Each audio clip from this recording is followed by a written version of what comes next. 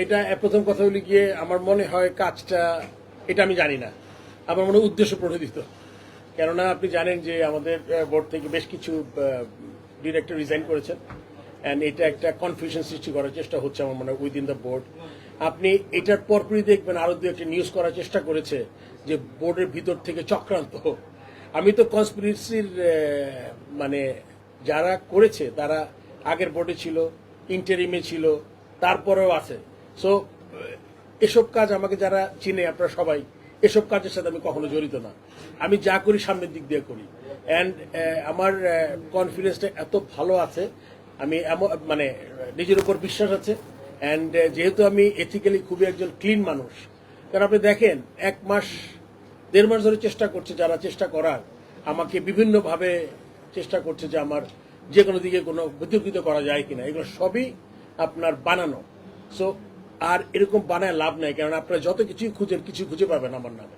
আপনি 1.5 বছরও পাই নাই কিছু। সো আর আমি এত পরিষ্কারভাবে সব কথা বলতে পারি বিকজ আমার কনফিডেন্স লেভেল, আমার কি বলবো, অনেস্টি, মানে আমি জানি আমি কতটা অনেস্ট। সো এই জন্য এগুলো আমার কোনো, এগুলো সবই মনে আমার উদ্দেশ্য প্রণীত, এবং এটাতে কোনো ভিত্তিতে অ্যাটলিস্ট আমি জানি না এটাও ঠিক না। বিকজ আপনি জানেন যে আমি সবকিছু কোনো কিছু পাওয়ার উদ্দেশ্যে কখনো কোনো কাজ করি না। যে আমাকে কেউ বলবে আপনি রিজাইন করেন, আগামীতে আপনার জন্য সম্ভাবনা আছে। ক্রিকেট বোর্ডটা আমার আমার এটা হলো কি আবেগের জায়গা, এটা প্যাশনের জায়গা। আর বাংলাদেশকে আমি কিছু দিতে চাই as a former captain, chief selector, national player, board president. এখানে এছাড়া আমার কিছু নাই। তো যখন মানুষজন আমাকে এত বিরক্ত করবে, ওনারা একটা জিনিস জানে, যেমন আমি 2016 সনে যে রিজাইন করেছিলাম একটা হট সিট থেকে, ওরা চিন্তা করেছে যে আমাকে যদি একটু এরকম করে এই কিছু মানে মিডিয়া ট্রায়াল প্রোপাগান্ডা করে যদি আমাকে রাগ করিয়ে দেওয়া যায়, যেহেতু আমার এখান থেকে কোনো পিছুটান নাই এখানে আমার, তো খুব সহজে আমাকে এখান থেকে সরানো যাবে। সো এটা একটা আমার মনে হয় তাদের আবার একটা চক্রান্তের অংশ, যেটা সবসময় আমার সাথে করে আসে। অ্যান্ড তাদের উদ্দেশ্যে আমি বলে দিতে চাই আমার মনে হয় এগুলো করে লাভ নাই, বিকজ আমি আমার মতোই থাকবো, যেটা 40 বছর যেরকম করে আমি চলেছি ওরকম ভাবেই চলবো আমি। সো এটাতে আসলে তেমন কোনো লাভ হবে না। আমি যখন চিন্তা করব যে আমার কোনো প্রয়োজন নাই, আপনি দেখেন এবারও তো আমি বোর্ডে এসে কোনো কমিটি নেইনি। মানে কমিটি থাকলে তো কাজ থাকলেই আপনার কোনো যেটা বাস্তবায়িত হতে পারে।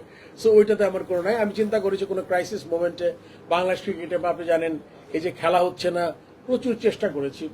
এই যে আপনার আইসিসির সাথে সমস্যা, ওয়ার্ল্ড কাপ যেতে পারি নাই, ওখানেও চেষ্টা করেছি আমি। তারপরে আপনার যেখানেই যখন সমস্যা হয়েছে চেষ্টা করেছি আমি আমার প্রেসিডেন্টকে হেল্প করার জন্য, আমার বোর্ডকে হেল্প করার জন্য, এবং এটা আমি সবসময় করতে চাই। এখনো যদি প্রয়োজন হয় করব, কিন্তু আমার মনে হয় রিজাইন করার সম্ভাবনা আমার নাই। আপনি একটা জিনিস আপনি চিন্তা করেন এইভাবে যে সব জায়গার কিন্তু ইমপ্রুভমেন্টের জায়গা। ইলেকশন নিয়ে আমি একটা ইনকোয়ারি কমিটির সামনে আমি আমার কথা বলেছি, এই কথাগুলোকে টুইস্ট করার চেষ্টা করা হয়েছে। আমি পরিষ্কার বলেছি একটা পার্টিকুলার ক্যাটাগরির কথা, অন্য কোথায় কি হয়েছে আমি জানি না। ওই ক্যাটাগরির কথা আমি বলেছি যে এই ক্যাটাগরিতে প্রতিদ্বন্দ্বিতার কোনো ইয়ে ছিল না। আর একটা কথা আমি বলতে চাই আজকে সবার সামনে, আপনি একটু মনে রাখেন, এই ইলেকশনটা হওয়ার আগে কে কত দৌড়ঝাঁপ করেছে, কে কত উপদেষ্টা মহোদয়ের কাছে রাত বিরেতে ভোর 5টা পর্যন্ত মিটিং করেছে, এটা কিন্তু আমি জানি। সো এখন আপনার বনিবনা হবে না না কি হয়েছে না হয়েছে আমি জানি না, কিন্তু আই এম শিওর আমাদের উপদেষ্টা মহোদয় একসময় বলবেন হয়তো, বা মানে এক্স, যে মাস দিনের পর দিন, মাসের পর মাস, আমি তো কোনোদিন ওনার বাসার বাইরে গাড়ি পার্ক করে গাড়িতে ঘুমাই যায়নি, সে কখন আমাকে ডাকবে। সো এই জিনিসগুলো সে জানে যে তাকে কিভাবে কত মানুষ তাকে চেষ্টা করেছে, তার সাথে কথা বলার দেখা করার চেষ্টা করেছে।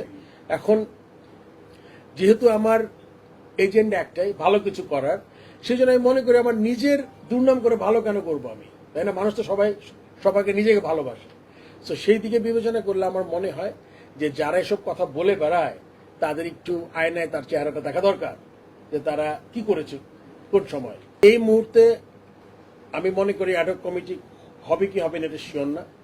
এক্স্যাক্টলি যদি ওই ধরনের কোনো প্রস্তাব পাই আগামীতে, ওই সময় বলে দিবে যে exactly in course of time কি ডিসিশন নেওয়া হচ্ছে। এটা কি দেশের ক্রিকেটের কোনো লাভ হবে, অ্যাডহক কমিটির কোনো লাভ হবে, না আমার কোনো স্কোপ থাকবে কাজ করার ওইটা, কিন্তু এই মুহূর্তে ইটস টু প্রি ম্যাচ।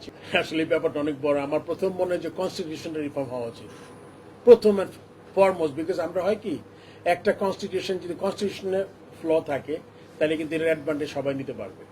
আপনার কনস্টিটিউশনের 2-3টা জিনিস আছে খুব হালকাভাবে, যেহেতু কথাটা আপনি উল্লেখ করেছেন এই জন্য আমি বলে দিচ্ছি। আমি যেহেতু প্রেসিডেন্ট ছিলাম, আমি কনস্টিটিউশন আমি পড়েছি এবং কনস্টিটিউশনে পরিষ্কার উল্লেখ আছে জেলা ক্রীড়া সংস্থা, প্রথমে লেখা ছিল আঞ্চলিক ক্রীড়া সংস্থা অথবা জেলা ক্রীড়া সংস্থা হতে আপনার দিতে হবে কি কাউন্সিলর, ডিস্ট্রিক্ট ডিভিশনের কথা বলছি। ওখানে কিন্তু তারপরে অ্যাডহক কমিটি লেখে নাই, কিন্তু আপনি যদি কমিটি থেকে দিতে হয় ওটা কিন্তু একটা কমিটি, আপনার মনে রাখতে হবে এটা অবলিক। কিন্তু ওখানে ওই কনস্টিটিউশন আরেকটা জায়গায় একটা লাইন আছে যে তারপরে যদি সভাপতি মনে করেন, তার মানে ডিসি যদি মনে করেন ইনি ক্রিকেট খেলোয়াড় অথবা সংগঠক থেকে দিতে পারেন। সো এটা একটা ইন্টারপ্রিটেশনের ব্যাপার এবং এইটা আপনার কোর্টে কেস চলছে, সেটা তো সাব জুডিস হয়ে যাবে যদি আমি এটাতে কোনো মন্তব্য করি। এইটা এখন কে কিভাবে এই ব্যাপারটাকে আপনার নো কে এটা আপনি এই ব্যাপারগুলোকে আপনি দেখবেন, এক্স্যাক্টলি পারসিভ করবেন, বা আপনি মনে করেন এটার আপনার এলাবোরেশন বা আপনার যুক্তিতর্ক দিয়ে যে যেটা দ্বারা করাতে পারবো সেটা হবে। কিন্তু যে আপনার পরিষ্কার না জায়গাটা বাইরের থেকে আগে কাজটা হয়েছে, সে তো আমি একটা ছোট্ট ক্লিপ দেখেছি, সে বলেছে যে আমি চ্যালেঞ্জ করতে পারি, ওখানে লেখা আছে অ্যাডহক কমিটি লেখা না, কিন্তু কমিটি থেকে দিতে হবে। সো ওইটা এখন এটা তো কোর্টের ব্যাপার, কোর্ট যে ডিসিশন নিবে।